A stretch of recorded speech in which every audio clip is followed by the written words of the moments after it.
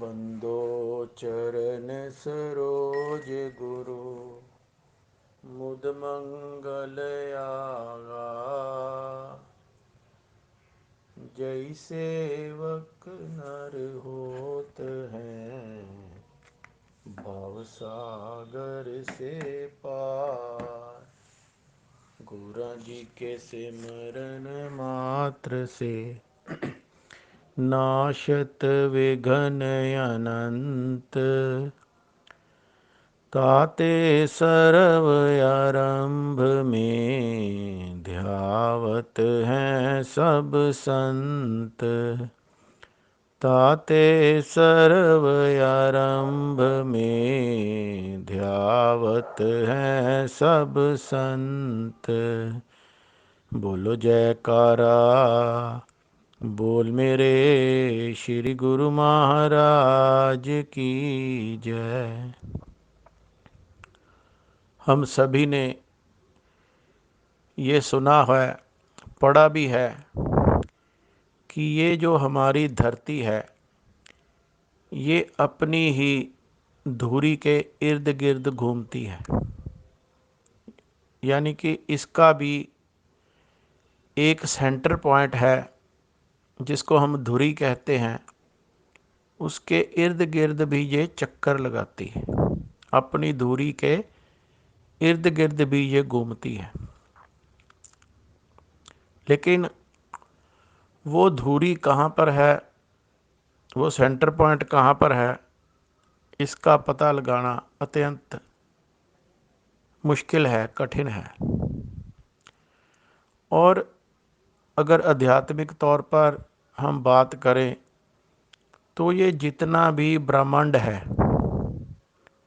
वो सारे का सारा हम मनुष्य के इस शरीर के अंदर, हमारे अंदर विद्यमान है। जैसे कि भगवान श्री कृष्ण जी ने भी अपनी लीला में दर्शाया था अपनी माता को। जब माँ ने उसे डांटा कि तुम मिट्टी खा रहे हो, तो उन्होंने अपना मुंह खोलकर उसमें सारा ब्रह्मांड ही दिखा दिया। ये बहुत सी बातें ऐसी संसार में हैं, हमारे सनातन धर्म में भी हैं। अगर हम बात करें, जब लड़का और लड़की शादी होती है तो वो अग्नि के इर्द गिर्द 7 फेरे लेते हैं और एक बंधन में बंधते हैं, जिसको कि हमने सुना भी है कि ये जन्मों का बंधन बंध गया। ऐसे ही संत महापुरुष फरमाते हैं कि ये जो हमारे शरीर के अंदर ब्रह्मांड है, उसकी धुरी जो है वो हमारा मेरुदंड है। और मेरुदंड के ऊपर जो हमारा मस्तिष्क है, उसमें ये ब्रह्मांड समाया हुआ है। जो कुछ बाहर है वही हमारे अंदर है।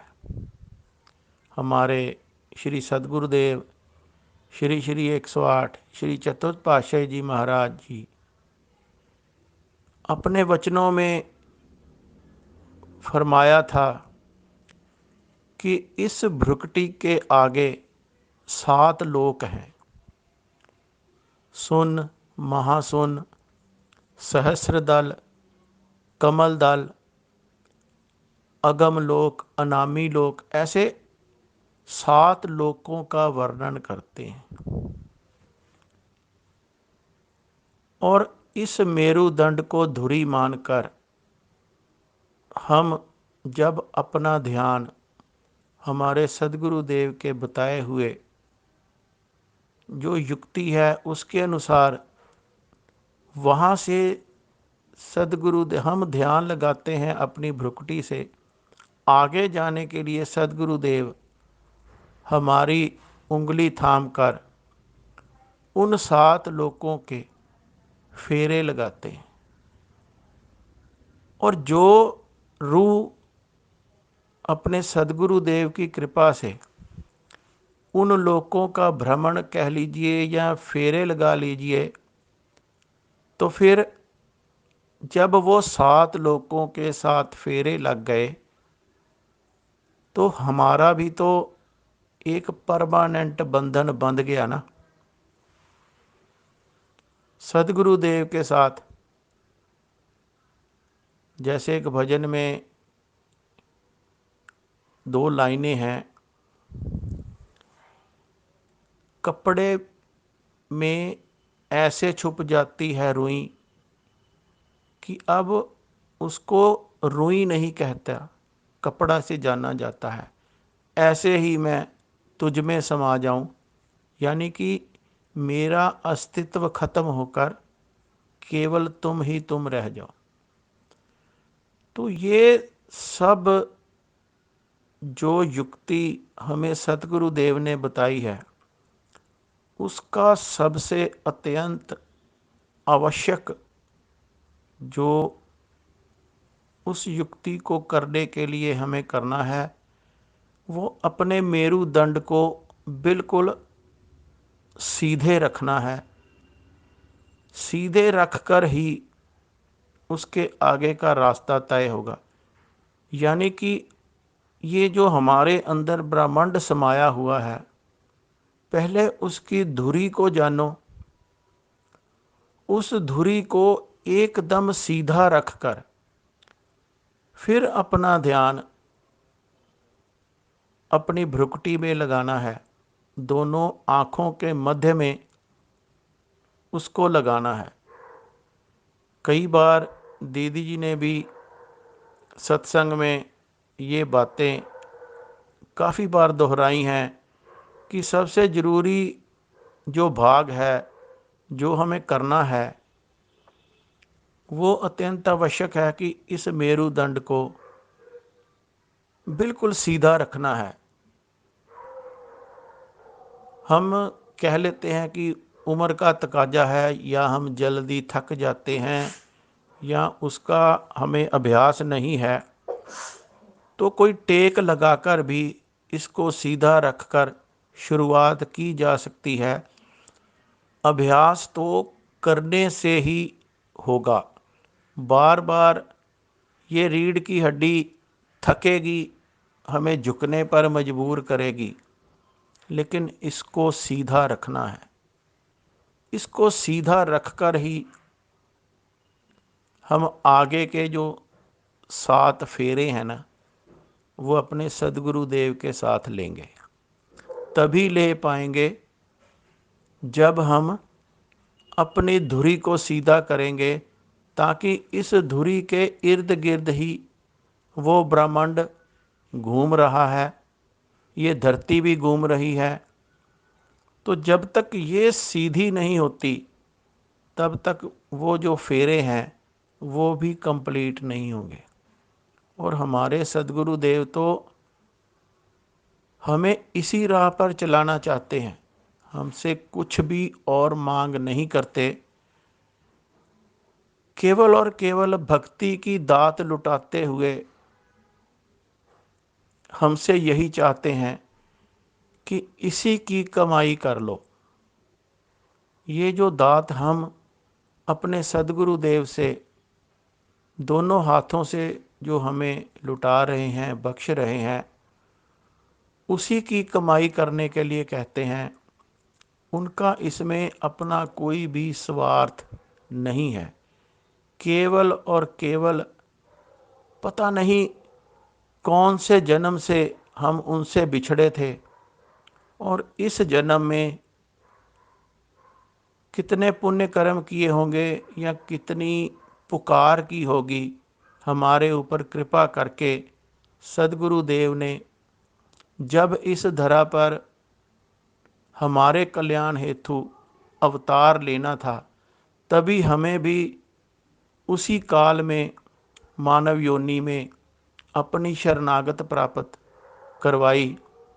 चाहे वो किसी भी प्रकार से हो, कोई भी साधन बना हो, और उसके बाद इस मुक्ति के पथ पर चलने का बार बार आग्रह करते हैं और साथ में गारंटी भी देते हैं कि आप ये काम करो, इस पथ पर चलो, हम आपके सहाई हैं। हमने पिछले दिनों अपने श्री हुजूर गुरु महाराज जी के मुखारबिंद से भी ये वचन सुने हैं, अंग संग सत गुरु साहिब, सारे बोलो सत गुरु जी। अंग संग सत गुरु साहिब, सारे बोलो सत गुरु जी। और हमारे ऊपर कृपा करते हुए कितने ही वो प्रसन्न हो गए। उन्होंने साथ साथ ये भी कह दिया कि परमहंस तो हमेशा ही हमारे अंग संग हैं, और हमें भी ये सेवा प्रदान हुई है कि हम अपने गुरुमुखों की संभाल करें। तो ये हमारे ऊपर कितनी कृपा है, कितने हमारे अच्छे भाग्य हैं। पता नहीं कौन से जन्मों के पुण्य कर्म हैं कि हमें ऐसे सद्गुरु देव की शरणागत प्राप्त हुई है। तो हमें बिल्कुल भी कोताही नहीं करनी चाहिए, उनके कहे हुए वचनों को मानना है। जो 5 नियम उन्होंने बताए हैं वो पालन करते हुए हर वक्त मन को साथ रखना है। कल भी बात चली थी कि कोई भी कार्य करते हुए अगर मन से वो कार्य हो तो वो शेर का सवा शेर हो जाता है। तो जब हम मन को अपने इस परमार्थ के कार्य में साथ रखेंगे, बिल्कुल अपने साथ इसको भी लगाएंगे और अपने सदगुरु के बताए हुए मार्ग पर चलते हुए, तो फिर तो सतगुरु देव ने डंके की चोट पे कहा है कि दुनिया की कोई भी शक्ति तुम्हें अपने लक्ष्य को प्राप्त करने में बाधा बन ही नहीं सकती, क्योंकि सदगुरु देव हमारे इस लोक में भी सहाय हैं और परलोक में भी सहाय हैं। तो हमारा ये परम कर्तव्य है कि हम अपने सदगुरु देव का जो हमने दामन पकड़ा है, उनके बताए हुए दिशा निर्देशों का पालन करते हुए अपने जीवन को सफल बनाएं और अपने सदगुरु देव की प्रसन्नता को प्राप्त करें। बोलो जयकारा, बोल मेरे श्री गुरु महाराज की जय।